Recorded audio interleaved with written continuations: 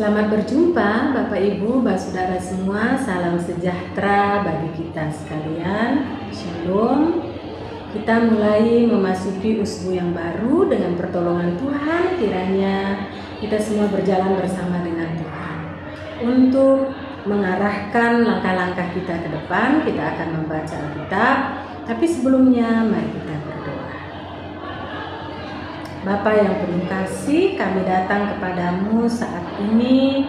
Kami bawa hidup kami sebagai anak-anak tebusan Tuhan untuk melangkah ke depan dalam hari-hari hidup yang adalah anugerah Tuhan sendiri. Dan kami mohon Tuhan berjalan bersama dengan kami sebagaimana hari-hari sebelumnya yang telah terlewati. Untuk itu arahkanlah langkah-langkah juang kami dengan berdasarkan firman Tuhan yang akan kami baca, yang akan kami dengarkan saat ini. Kuasai kami dengan Roh-Mu yang kudus agar kami mengerti, menghayatinya, tetapi juga melakukannya dalam hidup kami sehari-hari. Dalam nama Tuhan Yesus Firman yang hidup kami berdoa. Amin. Bacaan kita hari ini terambil dari Esra 2 ayat 1 sampai 35. Esra 2 ayat 1 sampai 35 dengan judul Daftar Orang-orang yang Kembali dari Pembuangan. Inilah orang-orang provinsi Yehuda yang berangkat pulang dari pembuangan, yakni para tawanan yang dahulu diangkut ke Babel oleh Nebukadnezar Raja Babel, dan yang kembali ke Yerusalem dan ke Yehuda masing-masing ke kotanya. Mereka datang bersama-sama Zerubabel, Yesua, Nehemia, Seraya, Reelaya, Mordekai, Bilsan, Mispar, Bigwai, Rehum, dan Baana. Inilah daftar orang-orang bangsa Israel. Bani Paros 2172 orang, Bani Sefaca 372 orang, Bani Arab 775 orang, Bani Pahat Moab yakni anak-anak Yesua dan Yoab 2812 orang, Bani Elam 1254 orang, Bani Zatu 945 orang, Bani Sakai 760 orang, Bani Pani 642 orang, Bani Bebai 623 orang, Bani Asgad 1222 orang, Bani Adonikam 666 orang, Bani Bigwai 2056 orang, Bani Adin 454 orang, Bani Ater yakni Bani Hizkia 98 orang, Bani Besai 323 orang, Bani Yora 112 orang, Bani Hasum 223 orang, Bani Gibar 95 orang, dari Bethlehem 123 orang, orang-orang Netofa 56 orang, orang-orang Anatot 128 orang, dari Asmawet 42 orang, dari Kiryat Arim, Kefira, dan Beerot 743 orang, dari Rama dan Gaba 621 orang, orang-orang Mikmas 122 orang, orang-orang Betel dan Ai 223 orang, dari Nebo 52 orang, Bani Magbis 156 orang, Bani Elam yakni Elam yang lain 1254 orang, Bani Harim 320 orang, orang-orang dari Lot, Hadid, dan Ono 725 orang, dari Yeriko 345 orang, Bani Senaa 3630 orang. Bapak Ibu, saudara-saudari yang dikasihi oleh Tuhan Yesus Kristus, nama-nama ini agak sulit juga saya baca ya, karena memang tidak biasa di lidah kita. tapi memang ini ada di dalam Alkitab kita. Nama-nama dari orang-orang Israel yang di dalam Alkitab memang kalau soal silsilah nama-nama orang itu tercatat dengan detail. Itu artinya apa? Itu adalah hal yang penting. Karenanya di dalam hidup kita juga kita tidak boleh melupakan silsilah. Dari orang tua mana kita berasal, dari keturunan mana. Itu penting untuk kita ketahui. Bagaimana nenek moyang kita dulu. Di situ kita bisa tahu hal-hal positif yang diturunkan oleh nenek moyang kita dan kemudian menjadi seperti apa kita saat ini. Itu bagian penting dalam hidup kita. Dan setelah kita sendiri, kita akan menurunkan orang-orang seperti apa. Kita pastinya memiliki kerinduan, harapan menurunkan generasi yang baik. Dan karena itu kita juga yang pertama-tama harus menjadi orang yang baik untuk bisa menurunkan generasi yang baik. Bapak Ibu yang dikasihi oleh Tuhan Yesus Kristus, tema mingguan kita adalah pendataan sumber daya untuk pembangunan pelayanan. Di dalam Alkitab yang baru saja kita baca ini, nama-nama yang disebutkan tadi itu adalah orang-orang yang dibuang ke Babel, yang diizinkan oleh Tuhan pembuangan itu terjadi karena perlawanan atau pemberontakan orang-orang Israel kepada Tuhan. Sebenarnya Tuhan Yahweh di dalam perjanjian lama itu seringkali mengingatkan orang Israel terhadap dosa-dosa mereka. Terutama ketika mereka menyimpang kepada Allah lain. Itu persinahan rohani yang sangat dibenci oleh Allah. Masih ingatkah Bapak Ibu, Bapak Saudara, bagaimana awal kalimat sebelum 10 hukum itu diberikan oleh Tuhan kepada bangsa Israel di Gunung Sinai? Aku adalah Allah yang cemburu. Jadi Allah tidak ingin diduakan, hanya satu Allah yang benar, satu-satunya Allah yang benar, tidak ada yang lain. Dan bangsa Israel tidak boleh lagi menyembah Allah lain, patung-patung atau dalam bentuk apapun, karena memang cuma ada satu Allah yang benar, itu adalah Allahnya Abraham, Ishak, dan Yakub. Yang sampai sekarang kita percayai Dia itu adalah Allah yang hadir di dalam Yesus Kristus, Juru Selamat kita. Ketegaran hati bangsa Israel itu kemudian menyebabkan mereka dihukum oleh Allah dan dibuang ke Babel. Waktu mereka dibuang ke Babel pun Allah mengatakan bahwa sampai pada waktunya yang ditentukan oleh Allah sendiri mereka akan dibawa kembali. Allah menggenapi janjinya itu.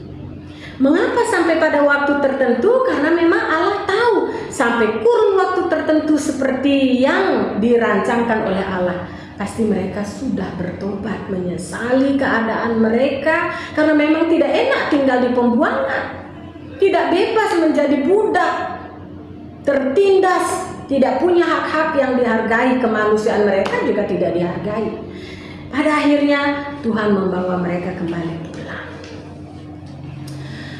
Betapa baiknya Allah itu, Bapak Ibu. Sangat baik, sebenarnya tidak bisa dibahasakan oleh bahasa manusia yang terbatas ini. Sejauh mana Bapak Ibu dan Beta ini merenungkan betapa baiknya Allah itu dalam ketumpung hidup. Sehingga kalau kita terus menerus merenungkan kebaikan Allah itu, ketika kita ada peluang untuk berbuat dosa, kita menahan diri. Aduh, Beta saya boleh bikin begitu.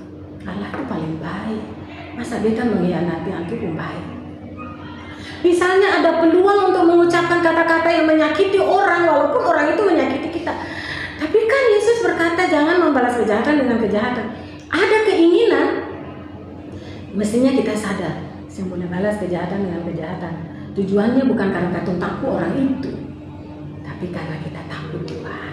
Kita tidak mau menyakiti Tuhan yang baik itu. Seringkali kita gagal kan dalam hidup ini.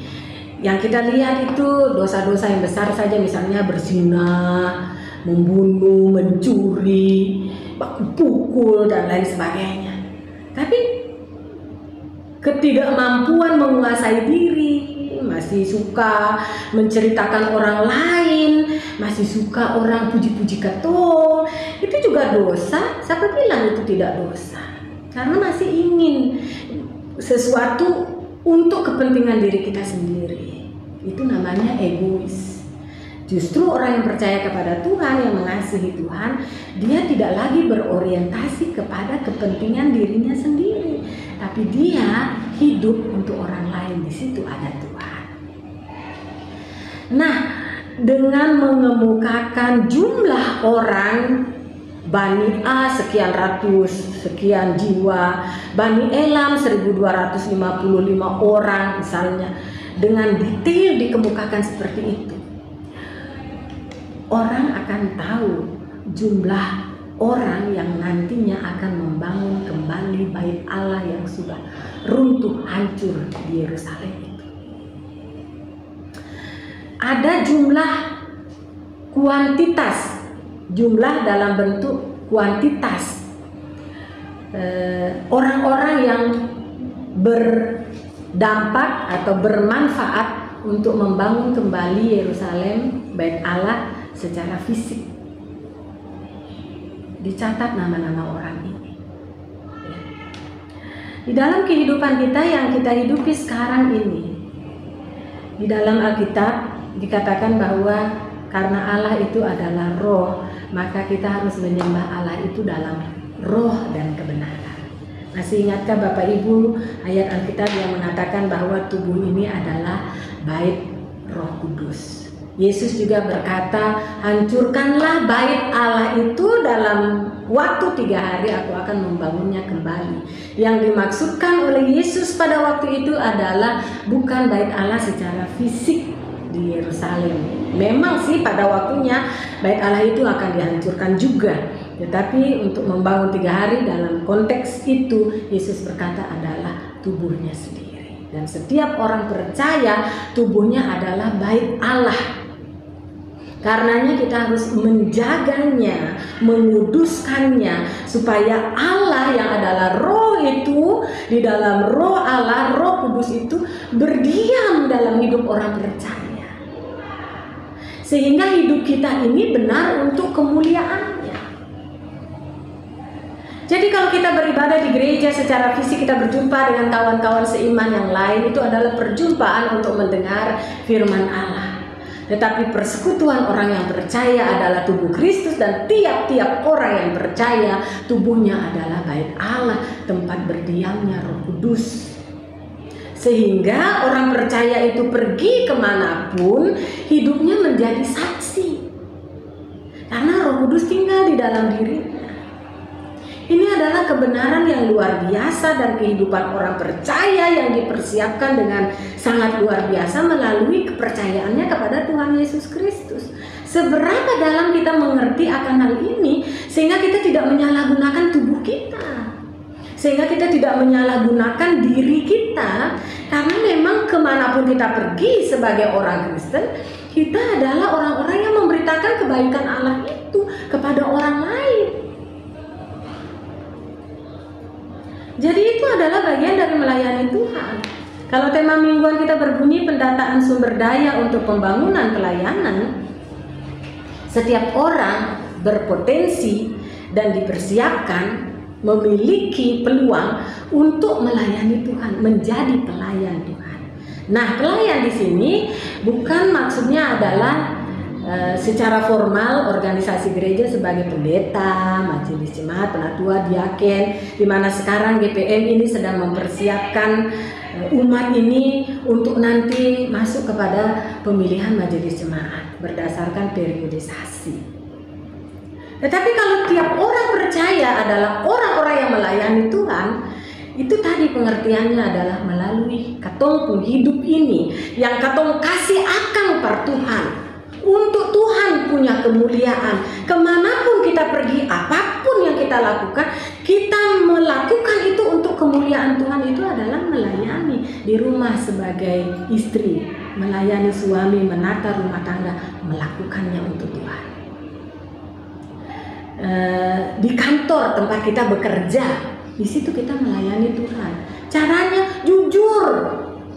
Ada peluang-peluang untuk melakukan hal-hal yang tidak benar, kita tidak melakukannya. Saya bekerja untuk melayani Tuhan. Pasti kalau orang memiliki pengertian yang benar tentang itu, walaupun ada kesempatan berbuat jahat, dia tidak akan melakukannya karena dia tahu dia bekerja di situ, dia melayani Tuhan. Begitu pula kehidupan suami istri. Walaupun suami dan istri ini terpisah karena pekerjaan misalnya, istri harus jaga anak-anak kuliah di sini, sedangkan suaminya harus bekerja di tempat yang lain. Suami tidak akan menyimpang, atau istri juga tidak akan menyimpang. Karena apa?